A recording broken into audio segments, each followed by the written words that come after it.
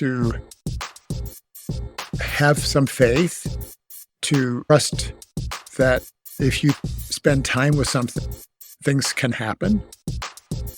There has to be a good fit, though, as we discussed earlier. So you have to kiss a lot of frogs or try a lot of things. It's an active process of trial and error.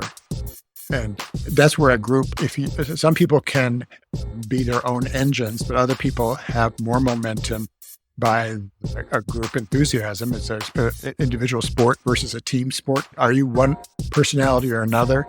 You don't know everything when you're starting or as you continue.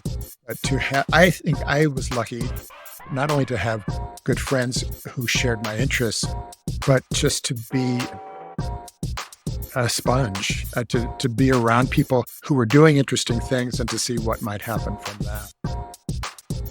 Is that advice? To be aware of who your competition might become. Your competition are your peers and your friends too, but there's also if you're just working with your family and everyone pats you on the shoulder, that's different from seeing that there are hundreds of artists and museums with storerooms full of stuff piling up that will never be viewed.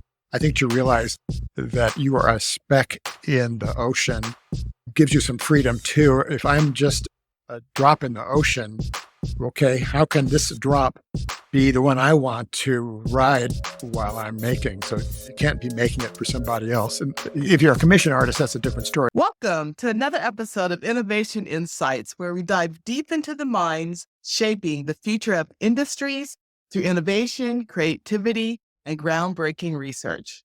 We believe that innovation happens in all aspects of life. I'm your host, Eulanda Sanders. Welcome to this very special episode of the Innovation Insights podcast.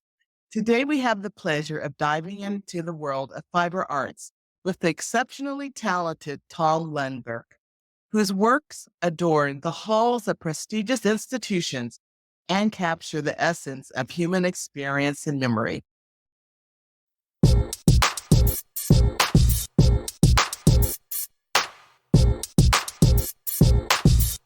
Tom Lundberg is a native of Iowa and has made significant contributions to the textile arts as an artist and an educator.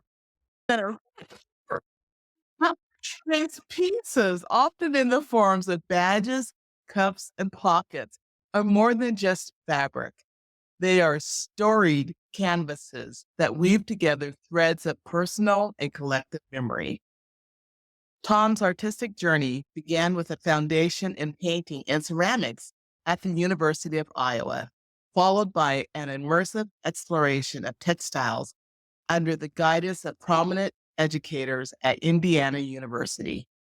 His mastery of fiber arts has been shaped by decades of refining techniques and pushing the boundaries of traditional embroidery.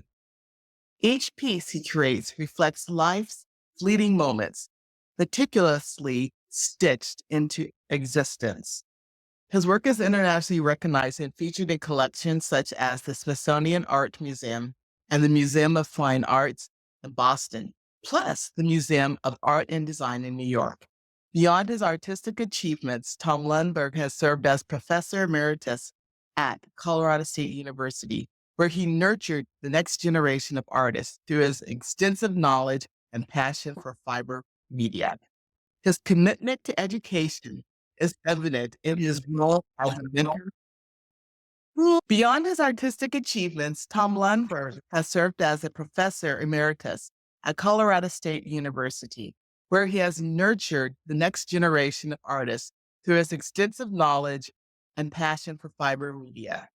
His commitment to education is evident in his role as mentor and lecturer worldwide, from the United States to South Korea. So join us as we unravel the layers of Tom's rich career, explore his creative process, and gain insights into that evolving world of fiber arts. Whether you are an aspiring artist, an educator, or simply a lover of the arts, this conversation promises to enrich your understanding of the textile medium and inspire your creative endeavors. Tom, welcome to the Innovation Insights podcast. Thank you, Yolanda. It's great to speak with you. Well, I'm so thrilled to have you. And I am one of the fortunate individuals who was fortunate to have you as a professor during my life, I think during my undergraduate years and my graduate program at Colorado State. So um, you had a, The pleasure or- was mine. It's mine. I don't know if the pleasure was yours all the time, but thank you for putting up with me in your classes and being on We miss you. my master's committee too, because you were one of the members of my committee for my master's project too. Or Yes, yeah, so thank you. you wowed us all. Well, you're kind. Oh, well, let's talk about what drew you to textiles and fiber arts. And how did you get into this wonderful world? I would say people drew me in. When I was a student, I wanted to hang out with my friends. So when I was in my last year as a painting major and a pottery minor, art ed minor, I would stop by the reading studio at the University of Iowa and hang out with my friends. And I thought, I want to spend more time with them. They were having fun. So it was the luck of the draw, having good friends who were doing something clicked with me. And when I had been painting for a while. And as a kid, drawing and painting, I discovered when we sat at the loom, the colors of warp didn't turn to mud when they were intermingling. They stayed alive and changed in different ways than if you're mixing color on an easel on a palette. The loom itself was like a musical instrument. I had played piano, and sitting there, it was like an instrument. And it was also a personal space like an easel in a painting studio. That was good. When we worked with eyes, the batik process reminded me of our Czech grandmother's Easter egg technique with melted wax and onion skin dyes. So it was the right time for me. I started to realize with good teachers and classmates that I was in an area that had a lot of family connections too, with textiles from my uh, previous generations. Oh, how interesting. And you're an example of who you surround yourself with and how that impacts your life. There's many statements about the 5 people that you hang out the most with, that impacts who you become. And so having these friends and then also relating back to your family, amazing. Imagine around my head little pictures of relatives and classmates. Each of them are a story, and they're my memories of meeting this person and having this textile pulled out of her backpack and just sharing, being infected by their enthusiasm. I lucked out. I really had wonderful teachers and classmates who knew what they were doing and who opened books and who showed me things and said, let's go to this exhibition. I was game. Oh, wonderful and amazing. I also loved your analogy of the loom being like a piano and the correlation between you playing the piano and then the loom. Well, even like an organ too. I played the organ for a while, and the pedals, the treadles, the harmonies. Because I had studied, lucky for me, my parents signed me up for music lessons, and I could read music and understand the notation. So learning to weave drafts seemed like that you could keep track of one line of thinking at a time. Doesn't mean I was a nimble weaver, but it meant that I could at least follow the plot. Oh, I think you're a nimble weaver because you taught a lot of people to weave in your life. A Kind lot. of a voyeur, because even though my own practice, weaving was a sort of transitional medium for me. I had been painting and making pots and drawing a lot, which is all over the surface. Weaving has a beginning, a process of beginning that takes time.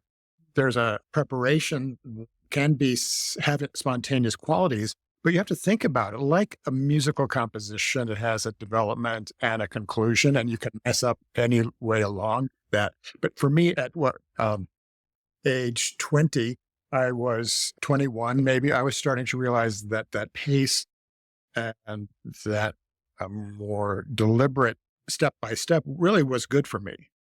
It Um, helped me to slow down and think about what I was doing. ah, that makes sense. That makes sense. Well, and you know, as you talk about weaving, before we leave that, you have taught many young or new weavers, and so it is a complex process, like music. How do you approach teaching a new weaver the start, which is a complicated start, to get through the end? I think about all of the tangles I created as a beginner, and I think I brought empathy as a weaving teacher. This is going to be one step at a time. So this is the first step. What's nice about learning to weave is that it puts you in touch with the measurements of your own body. I guess many or most media do that, but you're aware that this is 36 inches or thereabouts.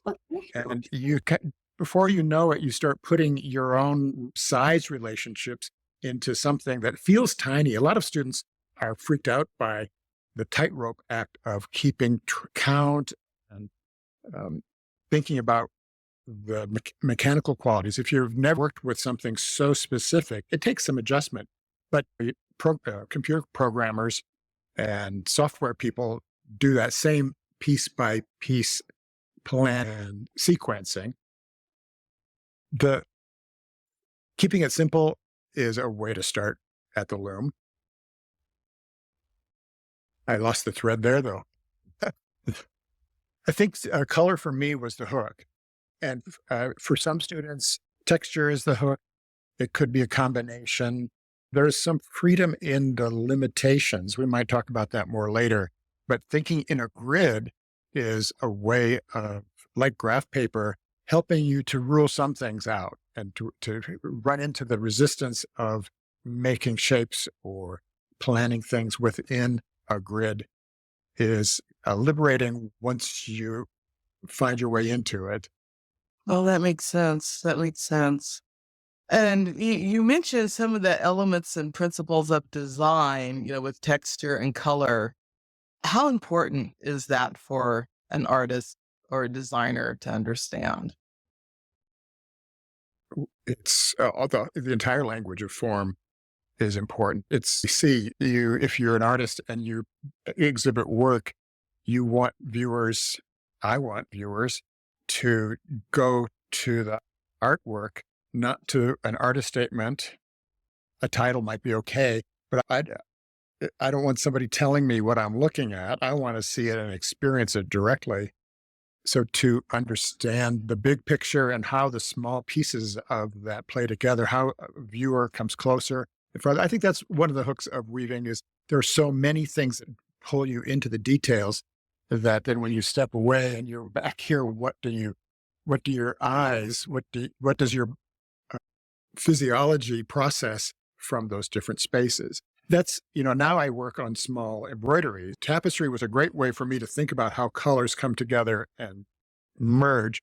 And gradually I realized as much as I appreciate that sequence of the loom, I wanted to again work in a way that could be left, right, up and down more spontaneously or organically.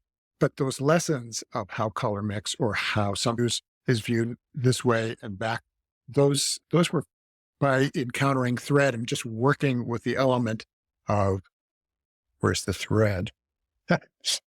Kind of when your thinking is like this and this that or even smaller, that that changes how you develop your thoughts. That makes sense. That makes sense. Well, you're known for your embroideries. And so you mentioned this a little bit. You gave us a glimpse into what drew you to embroidery, but tell us more about how you started with embroidery. I went to college in the 70s. So I was surrounded by friends who had hippie clothes, and I too wanted to have those. And my jeans and my shirts had that embellishment. Before this was parallel to the academic experience I was having. I started to pay more attention to family traditions. I could see that in the back bedroom of our grandparents' house was a cloth that I learned later was called a splash cloth. It had it was the size and the material of a kitchen towel with heroic Czech warriors on it that we learned about. But that those warriors, that red thread drawing in that room where we spent time as kids was they were like guardians back there. And I started to realize that in my college work, I was making things that my grandparents had already been making. I realized that they had learned skills while they were learning to read as kids. My grandmother was doing fine crochet like many grandmothers. Her father and her brothers were learning to be tailors to supplement the farm income. They were peasants and they needed more money. So they learned hand skills. And I realized in my 20s, I wasn't just stumbling into this. I was surrounded by family history that may have been in my gene pool, my aptitude. That makes sense. And, probably gene pool and your surroundings saw and just observing and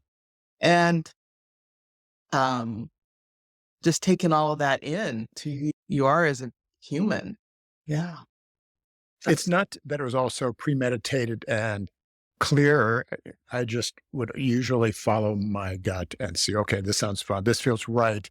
This fits. It wasn't like all of these qualities checked boxes and allowed me to go forward. It was more in retrospect that I could say I was uh, unfolding in a way. You didn't have this career checklist like, okay, oh. Absolutely not. No, I changed my major. My first 2 years of ed were at Iowa State. Go Cyclones! And I changed my major 3 times within the first year. I just wanted to hang out with those friends. Oh no, this isn't quite right. So it took a while for me to unclose to get it to feel to feel more mine. Mhm. That makes sense. That makes sense. Well, you talk about your work being fragments of memory and that they're almost like narrative badges of personal histories.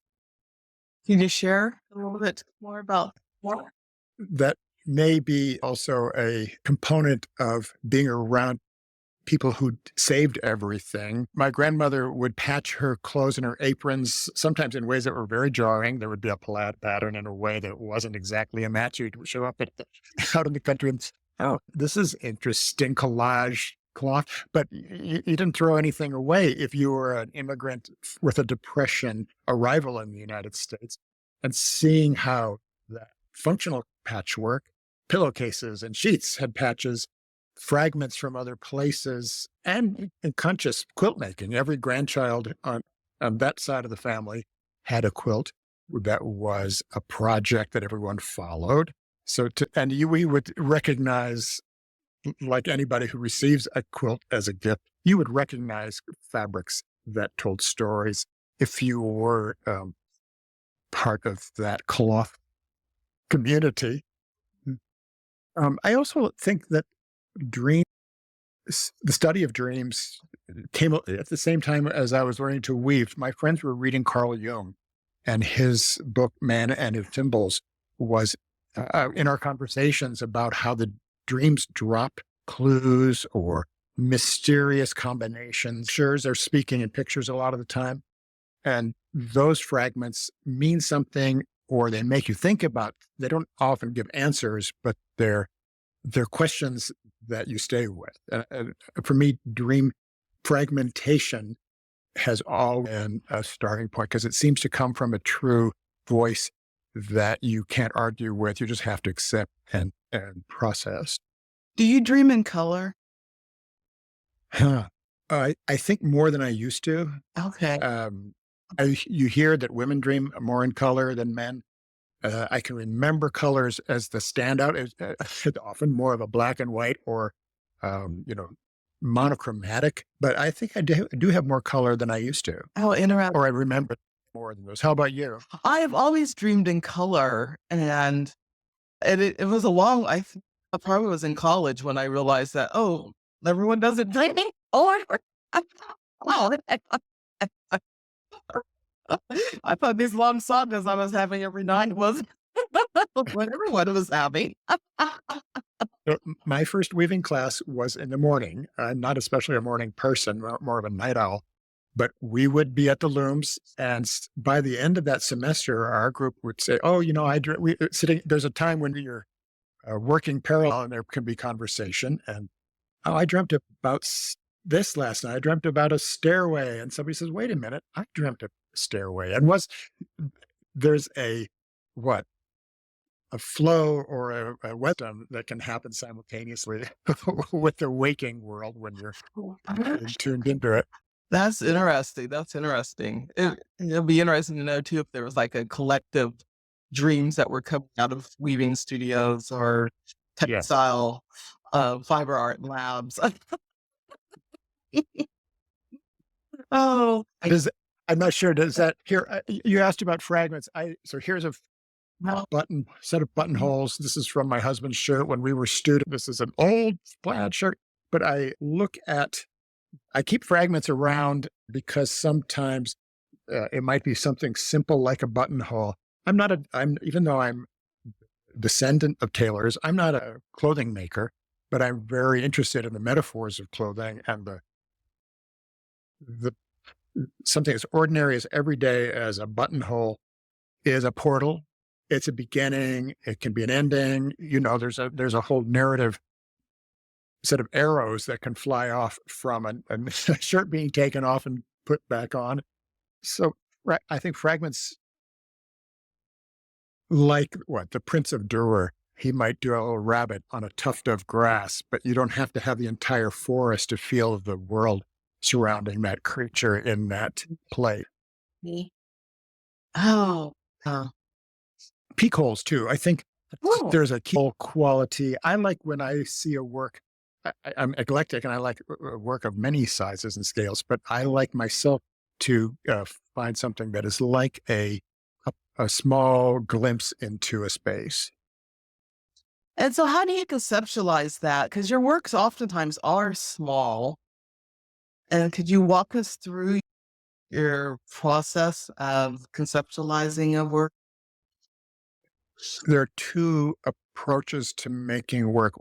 The one that I plan to go back to sooner is more like a badge. This is one of my dad's badges. He was an electrician, ready kilowatt. He was the Iowa electric lineman for his area. So let's say I want to do something that's in a badge format, it's helpful to start with the outer shape and to work within that, or to think, okay, I might have a square piece. This is a couple photocopies of a drawing of a fountain. There's a curtain in progress, and this would be a life size carton for, say, a 3 or 4 inch size embroidery, and so it's very analog. It's making shapes, cutting them up, putting them back together. Sometimes I like to work on graph paper because I think it goes back to the underlying structure of the loom. And lately I've been basically making my own graph paper. This is just colored pencil and gesso. And just to kind of get a texture, I don't like plain paper as an art medium. It's too, without personality. Nothing wrong. It serves us well. But for me, I need something that has a little bit of hand to it. And then I might take photocopies and draw them and just see where they go, move pieces of paper around, kind of like those felt boards you play with when you're a kid. Yes. Yeah. Oh, that's wonderful. That's wonderful. And so then after you have a work planned out, then you start picking out the threads and the yarns and because Yeah. your embroideries are like really fine. Fine It- threads. I I want say there are two ways of there are two ways of working. One is that kind of planning, like I would paint, like a tapestry weaver would make a cartoon. yeah. And so I might take colored pencil and plan out the placement colors, but then working with needle and thread will change that so it becomes more detailed, more it'll blossom more. Another way of working is for me to lay out what I would call a larger piece, the size of a small flag, and pin cutouts onto that. Let's see. So imagine that here's a here's a photocopy of a work that's in progress right Oh, now. yeah. Here was the original layout of a piece that is this Oh, is in progress. yes. Yes. And I would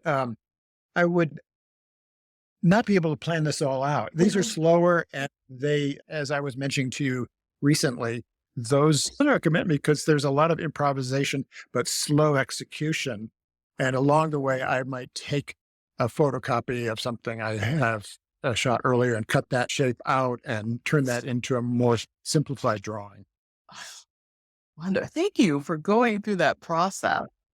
And I love that, you know, you're open and you allow yourself to evolve the work as you're working on it. The color development is a pleasure, and it comes, I think, more naturally. Thank you, painting teachers who made us look at colors and shadows. And, like a lot of painting teachers don't use black to make a shadow, mix colors to make the right temperature of neutral. Those painting teachers' voices are still in my head about layers of color. So the colored pencil, I like working with colored pencil, but it's on the surface and it doesn't reflect light in the way and create micro reflections and micro shadows in a way that a stitched surface can. Oh, so true. So true. Well, well, we've just had a nice lesson there in how to plan out and conceptualize embroidery. So, And also behind me is a display wall. It's important to step away from it to see if something that is going to be, let's see if we can, there's a frame that has a 4 or 5 inch square embroidery. At what distance is that going to hook somebody to come closer? Its real viewing perspective is more nose to nose, but it's important for me to step away and see, like anybody stepping away from their easel or their drawing pad. oh, that makes sense too. Well, over the years, you have really influenced so many students as an educator.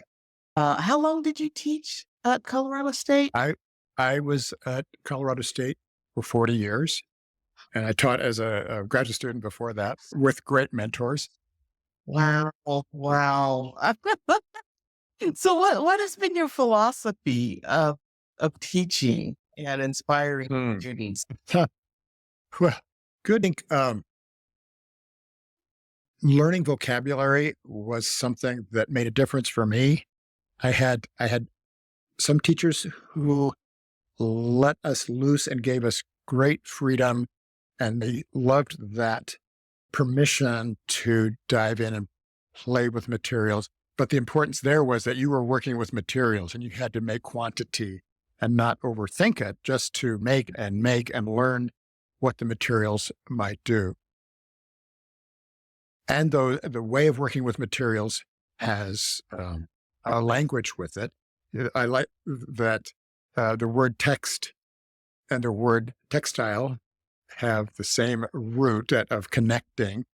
And so I think there's that hand-eye sensory component of working that we need to develop in students. And there's then being confident in knowing what you're talking about. I was an apprentice to a potter when I was 20 years old. Her name is Clary Alien. She's still a potter in Eastern Iowa, embracing the functional genre of utilitarian wear. And in her studio, this is a pot I made when I was a college student.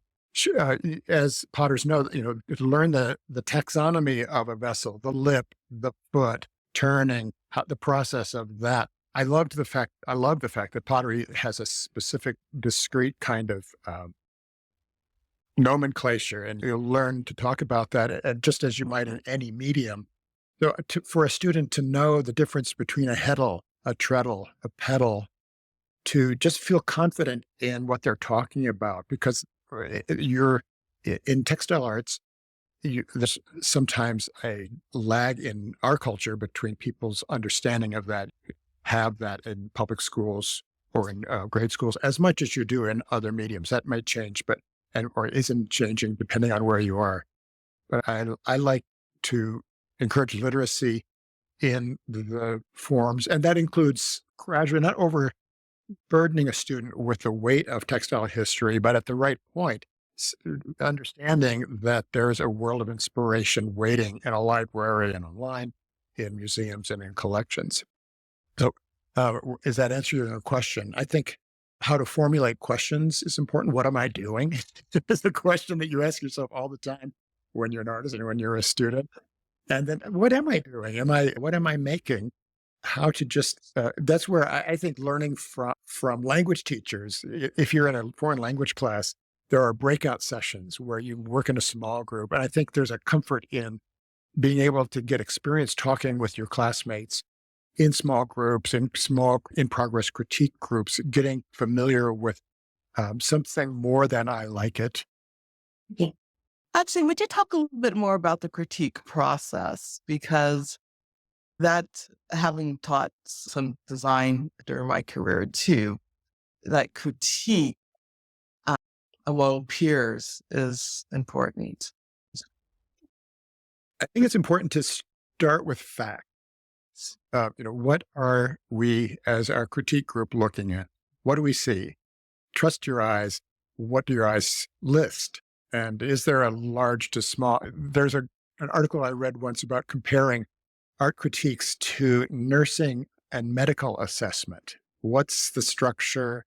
What is the health of this system, or what is being presented in this part of a body? And to analyze the structure or the surface or the skin or the details, all of those fit together somehow, but how do you make sense of them? Starting with facts is important, because we all want our work to do this, that, and the next thing, but we need another set of eyes often to confirm whether or not that's happening. I think to limit time too is sometimes important. First impressions, to not overthink it. Honesty, kindness, compassion. You want to encourage your classmates and your students to have confidence to keep going even when we fall down. It's like athleticism. If you're a coach, if somebody has athletic prowess or somebody has average skills, that doesn't mean one or the other those persons is going to be the best teammate or the best player in a game. Yeah. Oh, that's a nice analogy and comparison there. I was at a conference where there were established artists who were wanting to make sure that the field of textiles that could be viewed in parity with any other art form. It was at a time when there was sort of an inferiority complex among craft textile makers in a traditional craft field. And there was a conversation that was the difference between professionals and amateurs. And the vendors at that conference afterwards were saying, it's like sports. Little League is the preparation for the big leagues. All artists need to have viewers at many levels of experience and expertise. So to encourage the little league stumbles and the hobby starts is valid and important, and just as important as somebody who has an elite pedigree. That is maybe kind of wordy and clunky, Well, but no, that makes sense. That makes sense. Oh, oh, yeah, it's giving me a lot to think about. And, because we're all critiqued in so many ways. And I have found that students who have gone through the critique process, uh, having stand up there and talk about their work and then get feedback, that really helps them in careers later too, because they're used to that. There are lots of different formats for a critique, but the one that is the most challenging, I think, is where the artist speaks first, because it's really easy to be kind of talking your viewers into seeing what you hope is there. So normally in a class critique, I prefer to have the viewers speak first, and as if the artist is not in the space, or they might be listening into a gallery. But how can you get honest feedback? It's like shopping. You don't want the clerk to hover around you and tell you how good the merchandise is. You want to look for yourself if it's for you. Yes, To have, oh, sorry, go on. so to have a critique where the student grandstands is tedious for everybody, and to have a receptivity to maybe to say, these are the questions I'd like you to help me with. Can you tell me what you see? Or here's a detail that I'm asking about. Give a group opportunity to weigh in so they can be more of a participant in the experience. I remember as an undergrad, just thinking about some of my classmates. I thought, well, you should go into politics instead. I think that's it. Your persuasion skills are really, really good. I have no interest in shaming a student in front of a group. That's just a bloody critique creates other kinds of after effects that are just damage control you don't need. But if somebody has been lazy, or that's obvious, and your classmates will call you out on that, or just not be interested in talking about it. Silence will say a lot. That's true. That's true. Oh my goodness. But if you work, just to add, if you're working in a vacuum, we work in solitude, even though weavers work side by side in a class setting, most of the time we want to work in quiet, or if you're a collaborator, there's a time of quiet and a time of conversation. But to get a group of new eyes, even if you know them, they may not be following every step of your process. To sort of get a fresh take on it helps you to get objectivity and to see what you're doing. Well, and how do you approach that in your own studio work? Because I've always found that too, that even if I was working on my own studio work, having some feedback, sometimes it was my mother, sometimes it was my sister, sometimes it was friends, but being able to get that. But sometimes as an academic who is a maker or a studio artist, you're really lonely. Yeah. And sometimes that's important to have that separation. So if somebody's not ready to view it, that's the luxury of not being a student. If you're a student, you're just having people look over your shoulders most of the time, and you accept that you're being watched, and you have to get used to that. But to be left alone is a good way to commit and trust that this is what you want to be spending time with. But to have anybody off the street, if somebody comes into my studio, whether I've invited them or not, and they say something that might throw me off my habit of thinking and get me to wake up or to look again. Yeah. Do you seek feedback sometimes on your work? Yes. When I have a decision to make, yes, I'm not afraid to have somebody just make an off the cuff comment or just walk in. That's fine. And I like it when somebody will come by and throw in something. They may miss what I'm after. I might miss what I hope to have, but that's worth thinking about. I wouldn't want a steady stream of traffic on that, because I need time just to get deeper into it. So we're not going to see you on the streets of Fort Collins out there and working so that you can get feedback from everyone passing by. No, there are times when you can work. There are times when, like if I'm teaching a workshop, it's fine to have parallel work time, because there are stages of working that are execution, and I can make decisions, mid-progress decisions that I know where I'm headed, and Yeah. that's nice. Yeah. Having a sound or a book or a music on. Yeah. So Do you seek out critique from specific people? I used to a bit. Again, my mom, sometimes it was my sister. Over the last few years, I've had a couple friends that I really valued their opinion, or they would make me think about something differently or challenge me to push it a little more. But sometimes it's rare to have that right person or that right voice to challenge you in the right way and be like, "Oh, man, yeah, I should have thought of that." Or, "Oh, okay, yeah, you're gonna make me push my point more than I was wanting to." At this point. I'm lucky to have friends who are artists and friends who are not artists but interested viewers, and it's that's available to have people come into the Yeah. studio and tell me what they see. And moving into thinking about having, a community or feedback, we've talked a little bit in the past about residencies and grants to support your work. And residencies are a nice way to go someplace, be able to, Mhm. kind of have a community to work, but also have some solitude. But they're expensive oftentimes. Yeah. You're right. There is a beautiful balance. It's a special experience where you can have that retreat into your own artist self, and at the same time be next door to people doing the same thing who will be ready to exchange comments.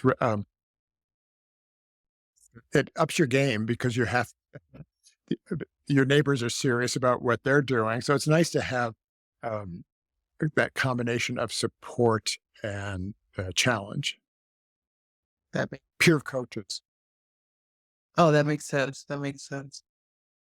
So, yeah, you've been successful in getting grants to support your work as a academic and as a studio artist. Share with us some of your ideas around that. I think grant writing is articulating your questions. What do I want to learn? What do I hope to learn? Uh, Grant writing way to demonstrate that you already explored these questions with your own research or your own making. Uh, but it's also a way to grant givers want to encourage people who are excited about a subject. So how can you demonstrate through words how you are excited about a particular topic or quest? It's important, I think, to know where your resources can be found, what libraries, what museum collections, what villages, which people know things or hold things that you would like to dive into more. How do you want to spend time feeding your passion about a particular subject? So what is, it must be, I think it must be personal. Uh, I had a ceramics colleague, Richard DeVore, who always thought work should be, and I think research should be personal, passionate, pertinent. Those are watchwords for me. The mechanics of writing are important. So it's important to get a second reader, somebody who can read and write with discrimination and help you to weed things out. How can you do a rough draft?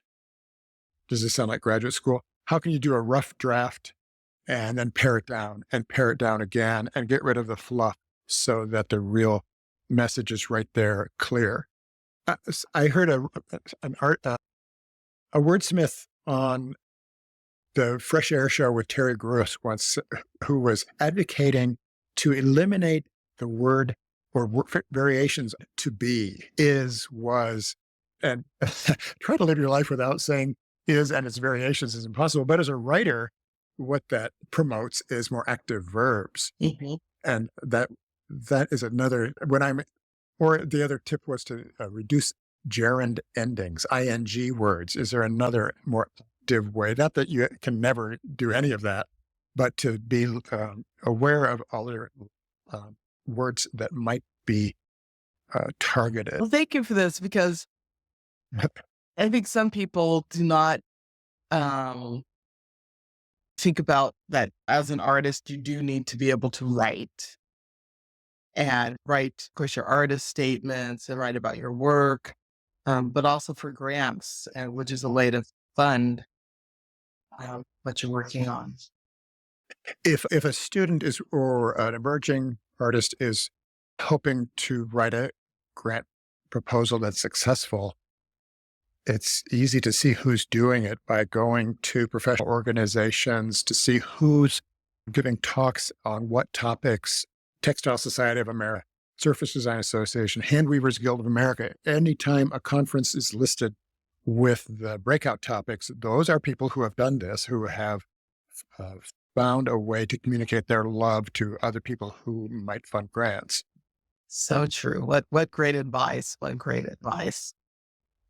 Another area that you have really nice work in is branding yourself. I was looking at your website, and it's a beautiful website. It really represents your brand. And we've talked about digitizing your artwork, making sure that you have it documented. You've been able to share with me very easily images of your work. And would you give us your thoughts on that? Because one thing that we do and we help people with here at Innovation Insights is personal branding, and you have a strong brand. Well, thank you. Um, I think as an artist, photographing your work, aside from the branding aspect, as an artist, to see your work not in your hands, not in your space, but in a smaller or flattened way is good education about what you're accomplishing. Let me see if I can find something to show and tell here. Are you going to find a slide? I have some. There might Here's be. a- Oh, There's yeah, this- slide. This is a slide of my studio in the 20th century. Uh, I think too. Okay, so here's a postcard of an embroidery. It's a little smaller than a real thing, but not much. Oh, lovely. And another postcard. So to have decent photos that will go through the change. This one is pretty true to the real color, although it's floating in a white void, unlike the actual frame that it's nesting in. Same with this one. But here's this is called Summer Vortex. Here's the same exhibition card in black and white at a 2-person show with a Chicago embroiderer, Daryl Morris. And it's a budget. Sometimes a gallery can't afford to publish something in full color. So will your work have a black and white presence? Not that it always has to. I was doing some white on white stitched paintings as a student. They were nearly impossible to photograph. I would find that the overcast cloud cover of Southern Indiana, where I went to grad school, that was just the right time to take a work outside on a bulletin board or on a backdrop board, hope the wind didn't blow it down, and photograph it so the conditions weren't right. You have to know how your work can be photographed well, and sometimes to shell out and pay for a professional photographer is the way to go. Not everybody can afford that, especially a student or an emerging artist. But that investment in having it done once will show you if you can copy those effects or learn from those professionals. Or sometimes I've had professional photographers who do a really good job, but I can get just as convinced results on my iPhone. Absolutely. Absolutely. It's so much easier now. Yeah. Here's the photographing. I just sent some work to an exhibition at Central Michigan University, and I made packing lists. So to have those files of images could make it easier for the curator or their exhibition team to know what is inside that wrapped package. Yeah, it is. I mean, it's such a process of cataloging, organizing your art, photographing it. It is really a project management process. Yeah, there's a secretarial component to being an artist that I don't love. Although, you have to talk yourself into it and get it. Maybe you have to have a better beverage or a lunch or something nearby to the right can, something to make you stay at the desk while you go through. But once you get through I don't want to do this homework, you can find your groove with it. Right. I had a mentor in graduate school. Her name was Diane Itter. She was a fantastic colorist with knotted work, and her husband is a painter who makes amazing paintings, and drawings. They were really, especially Diane, when I was a grad student, she had it all laid out. She was never missing a beat. The work was made. She photographed it. She documented it. She labeled the visuals to sort of be to be around somebody who had a natural aptitude or a drive to get that part done was helpful for me who wanted to push that away. Yeah. Yeah. It really is so important. So what, I think oh, sorry. I think also if you're a student to go through the exercise of an artist talk or a research talk with your peers and to go through dress rehearsals or preliminary draft presentations of that also is a way for students to learn about what's coming through. Oh, those slides look crummy. I don't, you need to retake that. To do dry runs of presentations is another way of getting a routine that will eventually go toward making a good website. Mhm. That makes sense. That makes sense. And then, for juried exhibitions, good images are essential to have your work accepted into juried, or if you're working with a gallery, invited exhibitions too. If a juror sees slides like the ones I took when I was a student, if here's the hand of the maker holding a doll with a tapestry hanging from it.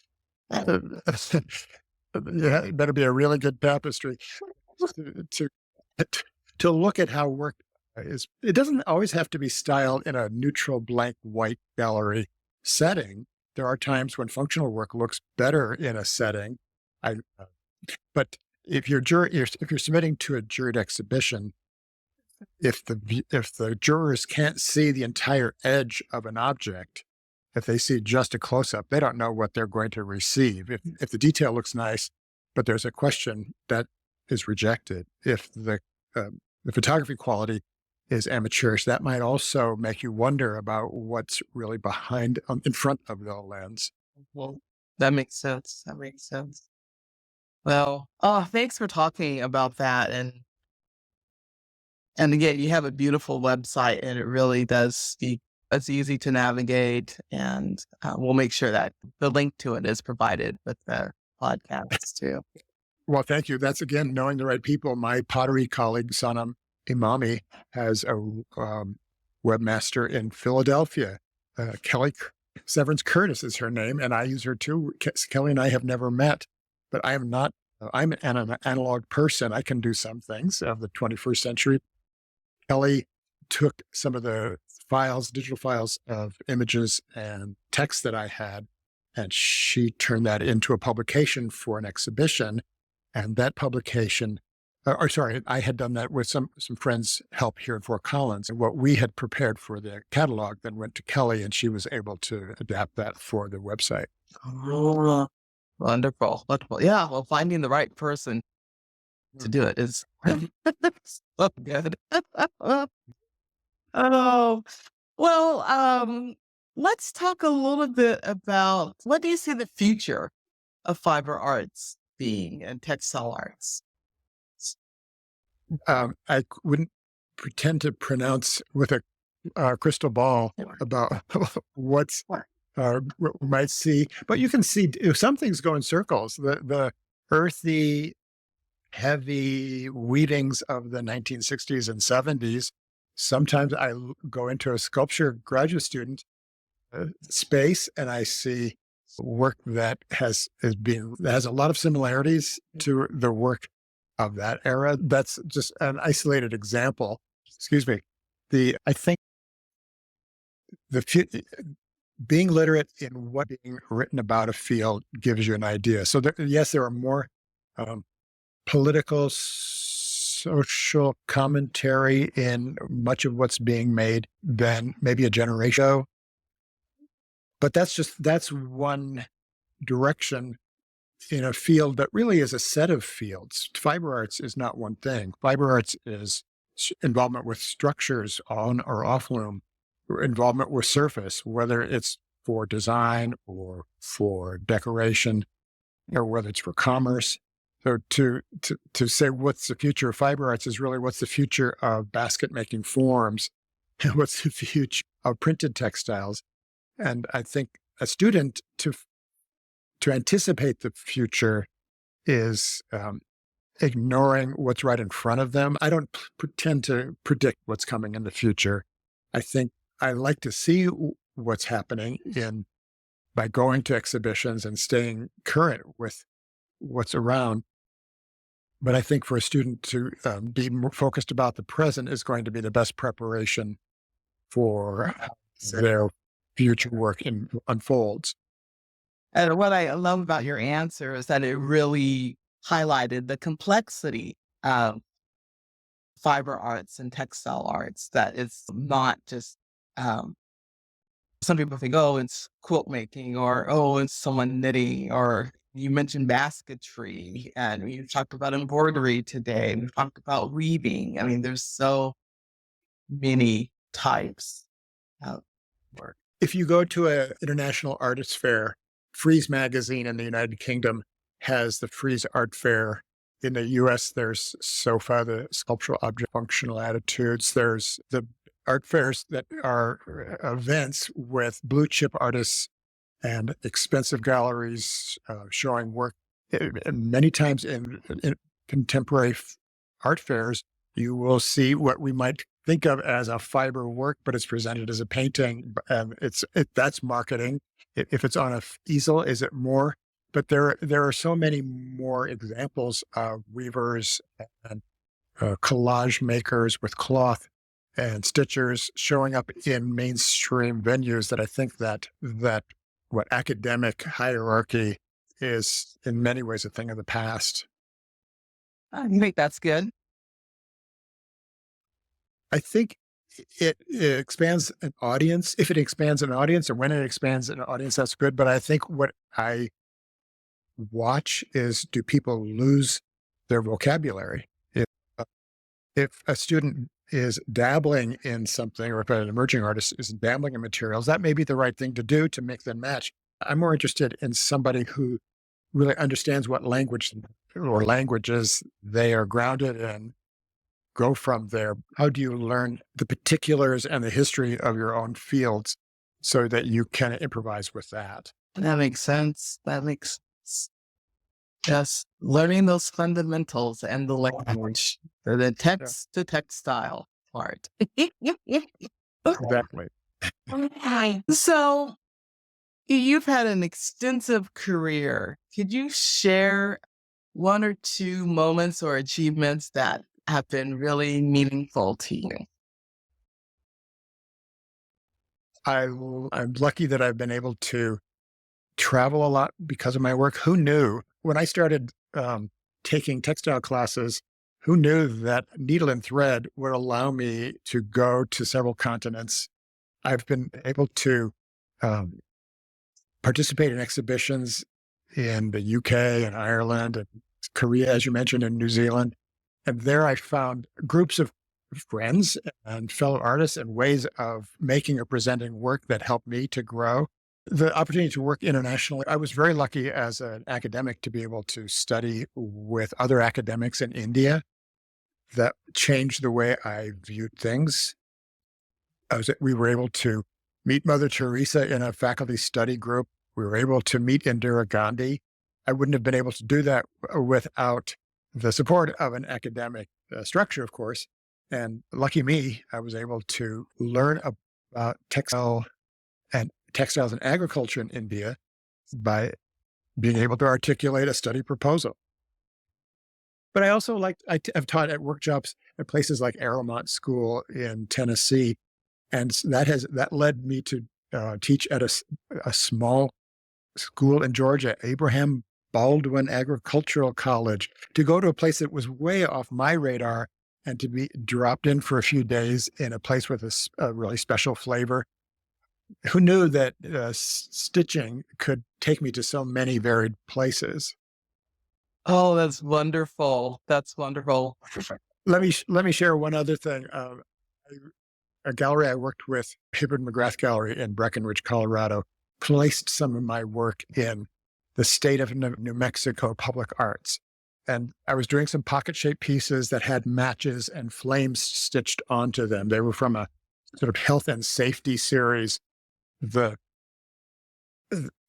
the reviewers in New Mexico, as I heard the story, were considering these pieces for high school, for school, and they were afraid that the matches would be too suggestive. There was a fear of arson by the. I thought, wow, I didn't realize that an embroidery with matches in it could be subversive or dangerous like that. They ended up placing those pieces in a small. I love this. They placed them in a public safety uh, building that was newly built, a small building in a small town. And I thought, oh, that's perfect. That these little embroideries are now helping to decorate a place with a public safety uh, function. Oh, that's wonderful. That's a wonderful story. Oh, it is amazing. Just, what life as an educator and an artist. I mean, you've had, again, just such an amazing career. Oh, what advice would you give up and coming artists? You've given some really great gems already. That's Well, to not talk yourself out of things, to have some faith, to trust that if you spend time with something, things can happen.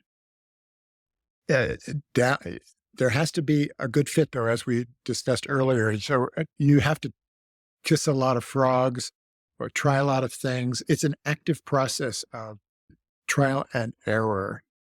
And that's where a group, some people can be their own engines, but other people have more momentum by a group enthusiasm. It's an individual sport versus a team sport kind of. Are you one personality or another? You don't know everything when you're starting or as you continue. I think I was lucky not only to have good friends who shared my interests, but just to be a sponge, to be around people who were doing interesting things and to see what might happen from that.